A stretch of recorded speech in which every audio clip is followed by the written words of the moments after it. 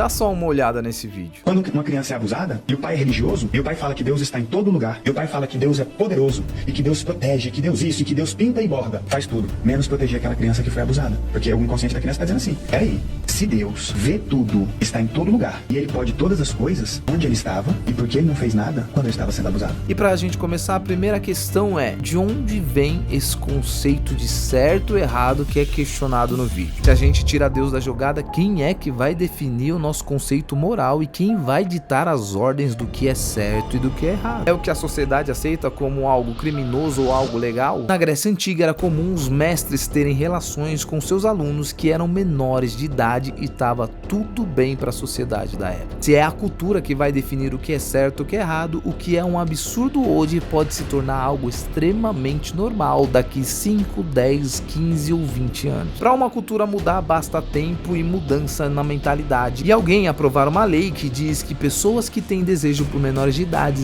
não devem ser reprimidas desse direito. Eu pergunto novamente, de onde vem o nosso conceito de moral, de certo ou errado? E talvez você possa dizer, mas a gente está no Ocidente, a moral do Ocidente é judaico-cristã, mas existem países que têm moral elevada e estão lá na Ásia, fora desse sistema. Os homens não fazem coisas boas porque a moral é judaico-cristã. Os homens fazem coisas boas porque eles são imagem e semelhança de Deus. Seja em qualquer país, em qualquer continente, em qualquer tribo, ninguém vai gostar de ser injustiçado, ninguém vai gostar de sair no prejuízo, porque isso está intrínseco em cada ser humano. E como é que fica a pergunta do vídeo? Que não pode ser uma pergunta ignorada, porque é uma pergunta inteligente, é uma pergunta que está ecoando aí na história. Existe até um tema chamado Teodiceia para explicar se Deus é bom, por que existe o mal. E aqui eu preciso abrir um parênteses antes de seguir. Independente se você acredita que Deus decretou todas as coisas, se você é um arminiano e acha que Deus sabia, previu, mas respeita a liberdade do ser humano, ou se você é um teísta aberto, que acredita que Deus está aprendendo e descobrindo as coisas junto com o ser humano, que é um absurdo. Todas essas visões não são Bíblia, são teologia. A escritura é a escritura, a teologia são sistemas que a gente faz com base na escritura. E o que é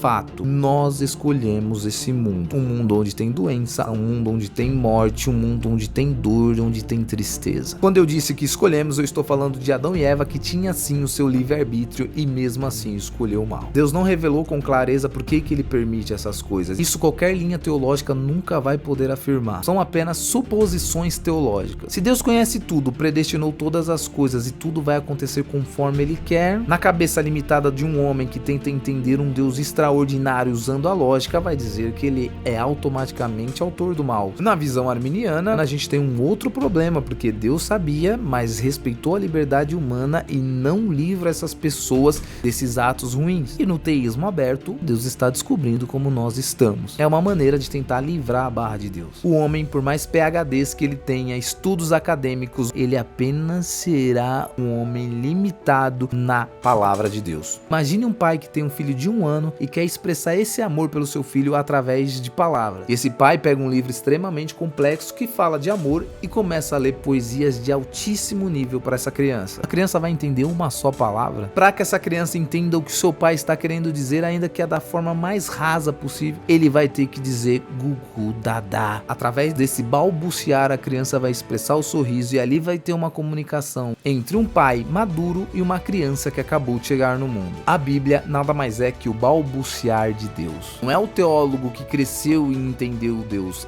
Deus que desceu para falar com o ser humano no nível que ele entenda. Porque se Deus for falar como Deus, a gente jamais entenderia. Ele precisou balbuciar gugu dadá para que a gente pudesse ter uma noção de quem que ele é. Então, se você ver um teólogo por aí cheio de si, lembre-se que ele é especialista no balbuciar de Deus. Esse vídeo aqui não é uma tentativa de livrar a barra de Deus. Quem sou eu, um pecador miserável, para tentar defender Deus na internet? A verdade é que ele governa tudo e o homem é responsável. Ele está no controle de todas as coisas e usa muitas vezes da nossa maldade para cumprir os seus propósitos, e mesmo assim ele é santo e puro. Uma coisa é certa, é que todos nós sabemos, o preço do pecado custou muito caro, não somente para nós, mas também para Deus, que matou o seu filho para regenerar todas as coisas. Na nossa visão limitada, a gente poderia dizer, por que ele não fez um mundo sem maldade? Por que ele não permitiu? Por que ele não fez? Nos coloquemos no nosso lugar. O Filho de Deus pagou com gotas de sangue e uma morte cruel por conta de um pecado que entrou no mundo, onde nós sim fomos responsáveis. Então toda vez que você se deparar com um vídeo como esse, não se preocupe. Tudo que Deus falou ao longo da história se cumpriu e a sua verdade continua reinando. O que a Bíblia diz que é certo continua certo, o que ela diz que é errado continua errado, e os homens continuam tentando o tempo todo suprimir essa verdade, voltando lá pro Éden com as mesmas intenções de Adão e Eva, querendo ser senhor da sua própria vida, ao invés de andar no jardim com Deus. Nos vemos no próximo vídeo e até mais.